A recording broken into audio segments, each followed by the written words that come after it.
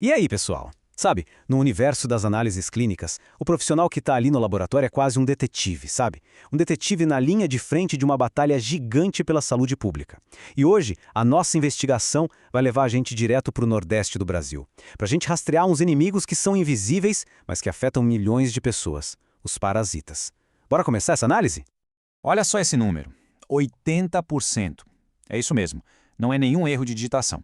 Em algumas regiões do Nordeste brasileiro, essa é a realidade da prevalência de doenças parasitárias. É uma luta silenciosa, sabe?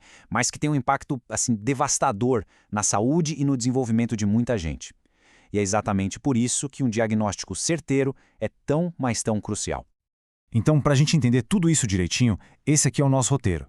Primeiro, a gente vai sacar a dimensão desse desafio lá no Nordeste. Depois, vamos ver como tudo, mas tudo mesmo, começa com uma coleta de amostra bem feita.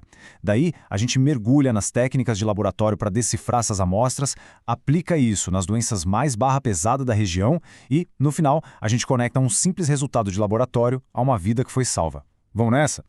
Beleza, vamos começar então. Seção 1, o desafio parasitário do Nordeste. É aqui que a gente entende essa batalha silenciosa que rola todo santo dia pela saúde pública lá dentro dos laboratórios. E olha, os suspeitos principais são esses aqui. A gente tem desde a esquistossomose, que é super comum em estados como Bahia, Pernambuco, até a malária e a leishmaniose visceral, que causam verdadeiras epidemias em lugares como o Maranhão. E o impacto disso? Vai muito além de um simples mal-estar. A gente está falando de desnutrição, de anemia, de atraso no desenvolvimento das crianças. E só para ter uma noção da gravidade do negócio, a leishmaniose visceral, se não for tratada, a taxa de mortalidade é de quase 95%. É absurdo. O diagnóstico certo aqui é literalmente a diferença entre a vida e a morte. Vamos para a segunda parte agora, a coleta. Pensa nisso como ponto de partida, o momento zero de toda a investigação. É aqui que o diagnóstico pode ser um sucesso ou um fracasso total. Pode até parecer besteira, coisa simples, mas olha, cada um desses passinhos é fundamental. Um frasco que não está certo, uma contaminação com urina ou, e isso aqui é crucial, o tempo que a amostra leva entre ser coletada e chegar no laboratório. Tudo isso pode simplesmente invalidar o resultado. E na realidade do Nordeste, com aquele calor todo e a dificuldade, às vezes, de orientar o paciente direitinho, erros nessa etapa são bem comuns, viu? E isso pode levar a um falso negativo, o que tem consequências seríssimas. E aí que a gente entra na nossa terceira parte, decifrando as amostras.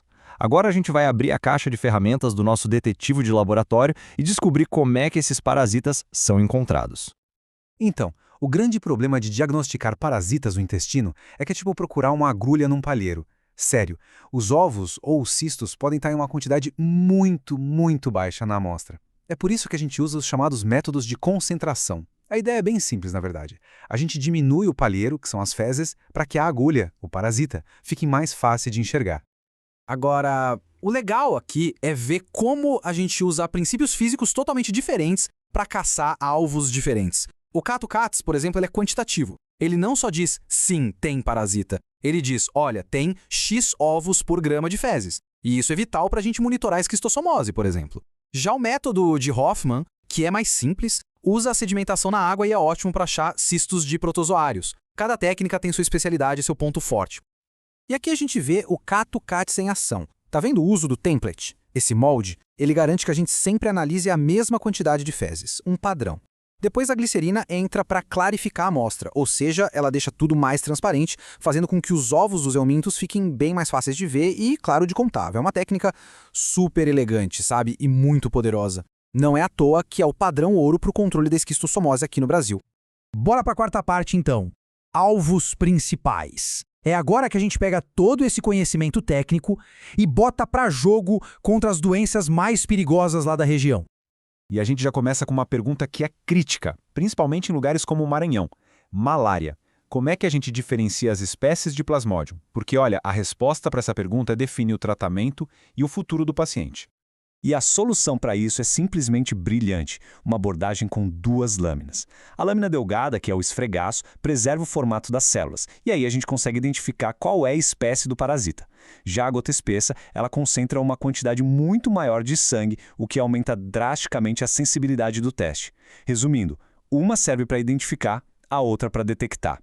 Juntas, elas formam um diagnóstico super poderoso. Agora, para a leishmaniose visceral, que a gente já viu que é mortal, o arsenal de testes é bem variado. A biópsia de medula óssea é o padrão ouro, mas é um procedimento invasivo. A sorologia, como a RIF, é muito usada, mas pode demorar um pouco. E é aí que entra o teste rápido, uma ferramenta que, nossa, revolucionou a triagem em campo. E ainda tem o PCR, que é um teste molecular com uma sensibilidade altíssima, mas que ainda é bem caro para ser usado no dia a dia. A escolha do teste vai depender muito do quadro do paciente e dos recursos que o laboratório tem, né? E chegamos na última parte, do laboratório à ação clínica. É aqui que todo aquele trabalho detalhista, minucioso do laboratório se transforma no impacto real na vida das pessoas. Vamos ver um primeiro caso clínico, e é um cenário que infelizmente é muito comum no Nordeste. Uma criança que chega com anemia e desnutrição. São sintomas bem vagos, que poderiam ser causados por um monte de coisas. Então, o laboratório recebe as amostras de fezes dessa criança e aplica a técnica de Kato-Kates. E aqui a gente vê o poder da quantificação na prática. O resultado não é só, deu positivo. Não. O resultado é uma contagem elevada de ovos de Ascaris e ancilostoma. Isso explica, direitinho, a causa da anemia e da desnutrição. Pronto, o detetive encontrou o culpado. E com um diagnóstico claro na mão, a ação do médico é direta e super eficaz. Entra com albendazol para matar os vermes, suplementação de ferro para combater a anemia e, muito importante, educação sanitária para evitar que a criança pegue de novo. Um resultado preciso do laboratório levou a um plano de tratamento completo que muda tudo. Agora um segundo caso, um pouco mais agudo. Imagina uma criança com febre alta, com o fígado e o baço inchados e que mora numa área onde a leishmaniose visceral é comum. Aqui, o tempo está correndo contra a gente. Com essa suspeita clínica forte, a equipe faz um teste rápido e pronto, positivo. Esse resultado permite uma ação de emergência.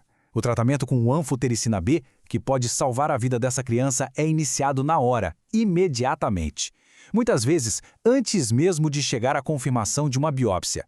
Isso mostra o poder que um teste rápido tem num cenário de vida ou morte. Então, o ponto crucial que a gente precisa entender é este.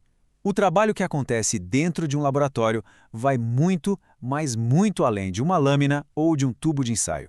Cada diagnóstico certo é o começo de uma cura. É um dado essencial para a saúde pública e para milhões de pessoas no Nordeste é a própria esperança. E para a gente fechar, fica uma pergunta para o futuro. Com tantos desafios, qual vai ser o papel de tecnologias como a automação, a inteligência artificial, para transformar o diagnóstico de parasitas, principalmente em lugares com poucos recursos? É uma questão que, com certeza, vai definir a próxima geração dessa batalha silenciosa.